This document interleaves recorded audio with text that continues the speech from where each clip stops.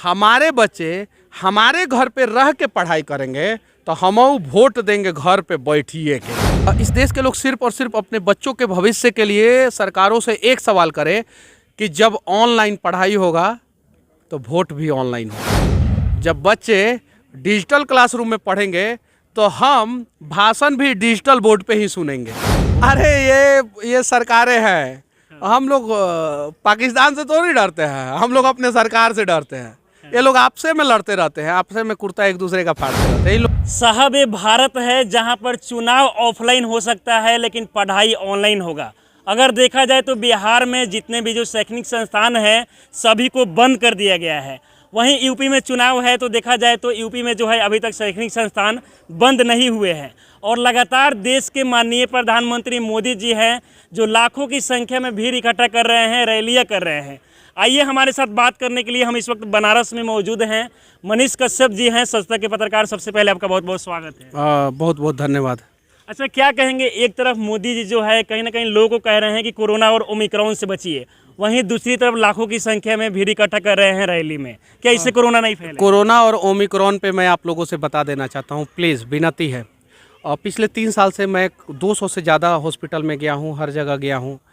आप लोग कम से कम गर्म पानी पिया कीजिए और रात में 250 ग्राम दूध, गर्म दूध, चीनी के साथ नहीं, उसमें हल्दी डाल के और मीठा गुड़ डाल के पिया कीजिए। ये सबसे बड़ा बचाव है, इसके अलावा कोई बचाव नहीं है। ये जो भी वैक्सीन और मेडिसिन जो भी है ना, ये अभी टेस्टिंग फेज में है, ट्रायल फेज में है।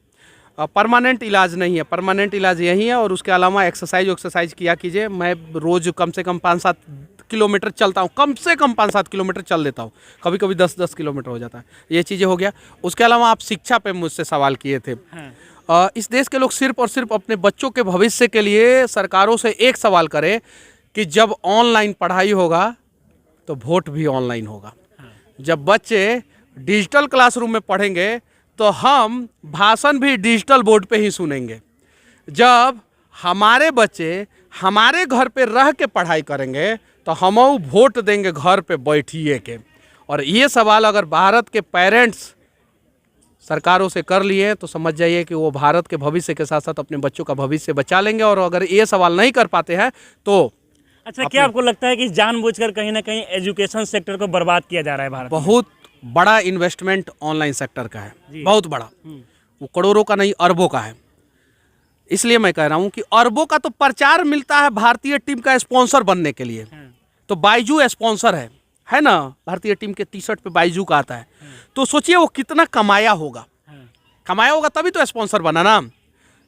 तो स्पॉन्सर अगर भारतीय टीम का कोई बन रहा है तो उसका सरकार से लिंक होगा तभी ना बनेगा, ऐसे तो बनेगा नहीं, बिना साठ गांठ का तो बनेगा नहीं। हम लखनऊ का टीम खरीदना चाहते थे, हमको मिल सकता है। बहुत सारे बिजनेसमैन खरीदना चाहते थे, चलिए हमारे पास पैसा नहीं, बहुत सारे बिजनेसमैन खरीदना चाहते थे, मिल सकता है नहीं। जिनको मिला उनका तो जरूर पहचान होगा। तो बाइजू जब स्पॉन्सर बना है तो ऑनलाइन तो पढ़ना पड़ेगा, तो उसका भी विरोध कीजिए ना। और बाइजू जहाँ जहाँ स्पॉन्सर हो, जहाँ जहाँ ऑनलाइन क्लासेज स्पॉन्सर हो, उस खेल को मत देखिए। अब जाइए हॉकी को देखिए, कबड्डी को देखिए, एथलेटिक्स को देखिए। पता है एथलेटिक्स में सबसे ज़्यादा गोल्ड मेडल होता है, 45 से ज़्यादा गोल्ड मेडल होता है। स्विमिंग में जो है 38 गोल्ड मेडल होता है, 38 गोल्ड मेडल, 37 होता है। 18 जेंट्स का, 18 महिला का और एक जो है मिक्स का। देश के लोगों को पता ही नहीं है। और वो सब गेम भारत में नहीं है, जबकि इजी एक कुआं ये खोदिए, तालाब खोद दिया, उसमें तैराकी सिखा दीजिए, तो नहीं सिखाया जाता है। तो जहाँ जहाँ ऑनलाइन क्लासेस वाला स्पॉन्सरशिप करे उस गेम को छोड़ दीजिए और इन सब गेमों को देखना शुरू कीजिए। देश में और सारे भी मुद्दे हैं, लेकिन सारे मुद्दे को छोड़कर अगर अब देखा जाए नेशनल जो टीवी चैनल है, मोदी जी जो पंजाब में गए थे वहाँ पे जो उनके साथ समस्या होगा सिर्फ उसको दिखाया जा रहा है। इस पर आप क्या कहेंगे? और मोदी जी भी नाराज है इससे। मोदी जी मीडिया वाले से नाराज हैं? मीडिया वाले से नहीं, जो वहाँ के सरकार के द्वारा जो उनके साथ जो कुछ किया हो। अरे ये सरकारें हैं, हम लोग पाकिस्तान से तो नहीं डरते हैं, हम लोग अपने सरकार से डरते हैं। ये लोग आपसे में लड़ते रहते हैं, आपसे में कुर्ता एक दूसरे का फाड़ते रहते हैं। इन लोगों के ऊपर क्या बोला जाए, बहुत सारी समस्याएं उन पे सवाल कीजिए। कोरोना से ज़्यादा इस देश के नेता रंग बदलते हैं, उनके बारे में मैं कुछ नहीं कहना चाहता हूँ, चाहे कोई भी हो। ऐसा नहीं है कि मैं पक्ष को बोल रहा हूँ या विपक्ष को बोल रहा हूँ, मैं इस देश के 90% नेताओं को बोल रहा हूँ जो रंग बदलते हैं। देखा जाए तो खुलेआम जो है हर जगह बिहार हो या फिर देश के अलग अलग राज्यों में जाते हैं और वहाँ से बेबाक अंदाज में बिहार के लिए दिखाते हैं। क्या आपको डर और नहीं लगता है? क्या ये लोग सवाल करते हैं कि क्या मनीष कश्यप डरते नहीं हैं? ताकि आप पे बहुत सारे लोग हैं जो लगातार टारगेट भी करते हैं। माँ बाप ने मर्द के रूप में मर्द पैदा किया और मैंने सैकड़ों वीडियो में ये बात बोल दिया है, तो मर्द हूँ, इन सब चीज़ों से नहीं डरता हूँ।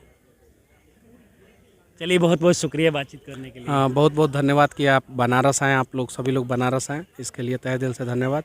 और आप सभी से भी विनती है कि अगर वीडियो अच्छा लगा तो प्रिंसिपल ऑफ न्यूज़ सब्सक्राइब कर लीजिएगा और थोड़ा सा सच तक न्यूज़ को भी सब्सक्राइब कर लीजिएगा लोग, ठीक है। जय हिंद। तो जैसा कि हमारे साथ बात कर रहे थे मनीष कश्यप जी, जो सच तक के पत्रकार हैं। उम्मीद करते हैं कि आपको ये वीडियो पसंद आया होगा। बहुत बहुत धन्यवाद।